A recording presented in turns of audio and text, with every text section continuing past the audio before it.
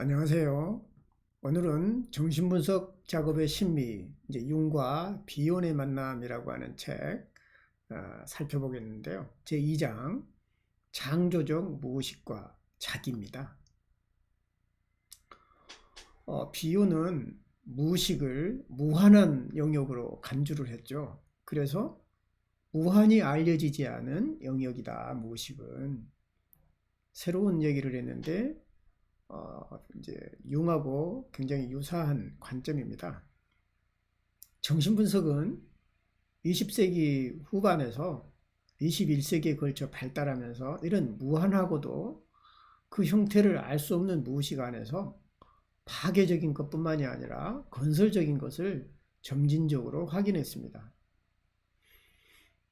무의식은 부정하고 억압하며 없애버리고 분열시키는 것만 의미하지는 않습니다. 오히려 정신분석에서 우리가 이해하고 있는 무의식, 특별히 융이라든가 비혼이 이해하고 있는 무의식은 이제 의식의 상황을 또 태도를 지적하고 또 유발시키고 함께 이제 끌어당기는 역할을 합니다. 집단 무의식에 대한 융의 개념과 비혼의 그 오 개념은 무한하고 창조적인 삶의 원천에 대한 신비를 밝혀줍니다. 비혼은 정신은 비물질적인 것이다 이렇게 얘기를 하죠. 그래서 몸이 될 수 있는 방식으로 접근될 수는 없다 이렇게 말합니다. 이제 정신은 비물질적인 것이기 때문에 사물을 대하듯이 대하면 안 된다. 그래서 분석가는 환자의 연상을 상징적으로 듣도록 노력해야 합니다. 그것은 이 순간에 활성화된 컴플렉스들과 씨름하는 그 자체에 대한 그림을 그리기 위해서 정신의 운동을 따라가기 위한 것입니다. 그래서 어떤 상징화 능력이 있어야 된다는 것이죠. 비혼이 말하는 오에 대해서 얘기해 보겠습니다. 비혼과 융 모두 불가해한 내적 우주의 신비에 접근하도록 노력했습니다.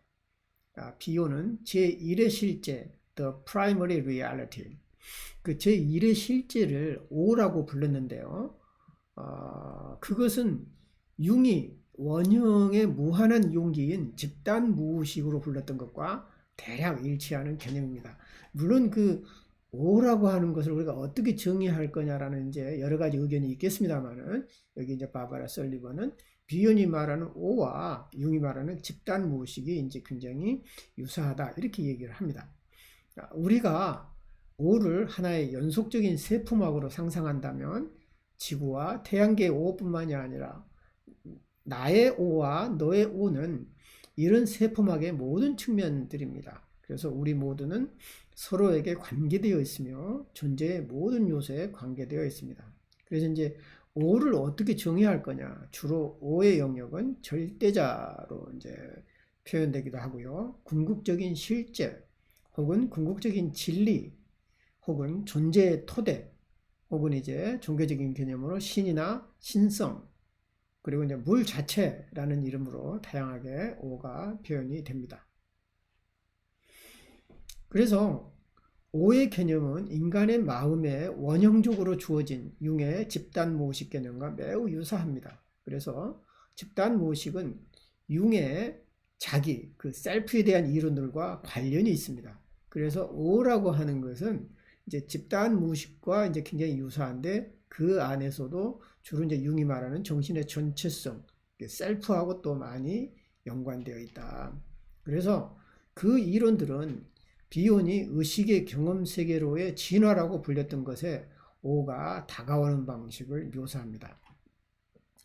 이제 진화라는 요인, 이제 그 표현을 쓰는 거죠. 그 오가 이제 우리에게 인간에게 다가오는 방식, 이제 그 O 화살표 K 이제 이렇게 표시를 또 하는 거죠. 그래서 융은 원형들, 집단 무의식의 내용들을 선제하는 유전적 형상들로 정의합니다. 이제 타고날 때부터 이미 이제 있었던 것들이 우리에게 이제 전수되는 것이죠. 그것은 내용 없는 형상들, 일종의 원형들입니다. 그 내용 없는 형상들로서 단순히 인식과 행동에 대한 어떤 형태의 가능성을 나타냅니다. 이제 바로 원형이 이제 이런 개념인 거죠. 그래서 오와 집단 무의식 둘 모두 어떤 정의로도 그 본성을 알 수 없는 하나의 무한한 우주를 묘사합니다. 이런 요소로부터 발산된 에너지는 의식으로 들어올 때 이해 가능한 형태를 띠게 됩니다. 그래서 인카네이션이라고도 이런 표현을 씁니다. 어떤 이제 신의 인간화, 그 오의 어떤 이제 인간화라고 볼 수도 있겠죠. 오 혹은 집단 무의식은 외부 현실의 지각적 세계 뒤에서 움직이는 우리가 어둡게 인식하는 플라톤의 동굴의 비유에 반영된 끝없는 우주에 해당이 됩니다. 우리는 이것을 일종의 약칭인 가장 깊은 무의식으로 부를 수 있습니다. 그러나 어떤 명사도 그것을 표현하기에는 당연히 이제 부적절한 것이죠. 융이 말하는 무의식은 본능적인 만족보다 훨씬 더 많은 것을 얻기 위해서 노력하는 주로 의도적인, 즉 유념하고 조화를 이루는 에너지의 원동력입니다. 융은 이런 힘을 자기라고 부릅니다. 셀프. 정신의 전체성으로 불리죠. 그래서 융이 말하는 자기, 즉 셀프는 개인을 오와의 인격적 관계로 불러들이기 위해서 작업하는 원형적인 원동력입니다. 그래서 각각의 사람인 개인은 우주의 조화로운 전체인 오의 일부라고 볼 수가 있습니다. 오의 우주적인 무관심은 전체로서의 오로 변한다. 마치 우리 몸 안에 있는 각각의 신장세포는 하나의 통합된 기관의 일부이듯이 우리 각자는 오의 한 요소가 됩니다. 그래서 이제 융이 말하는 셀프 개념, 그 오에 가까운 개념이기도 하죠. 그래서 자기는 무의식의 무한한 에너지의 전체성을 구현합니다. 그것은 정신의 중심이요, 둘레며 전체며 또 이성적으로 볼 때 어떤 의미도 없기 때문에 일종의 역설적인 실체입니다. 그 셀프, 자기의 기본적인 목표는 의식적인 인간으로 하여금 자신의 보다 큰 자기와의 관계로 인도하는 것입니다. 자기의 중심적인 목표는 관계성을 조성하는 것입니다. 우리 정신의 전체성이 추구하는 것은 일종의 관계라는 것이죠.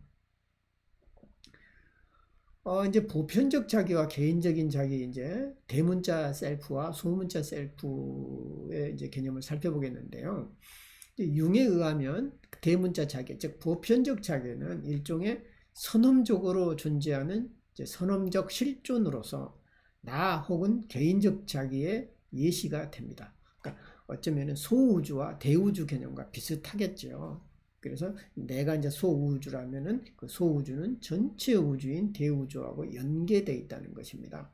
그래서 자아는 그 선험적 실존으로부터 진화합니다.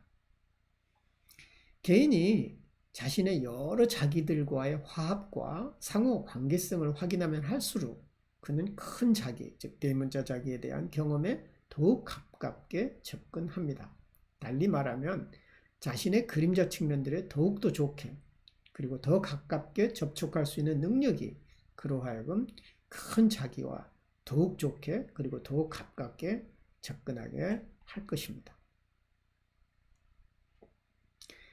나와 자기 사이의 관계, 즉 자, 이고와 셀프와의 관계를 볼 수 있겠죠. 그래서 나와 자기 사이의 관계는 단순한 둘을 합해버리는 둘의 병합과는 다릅니다.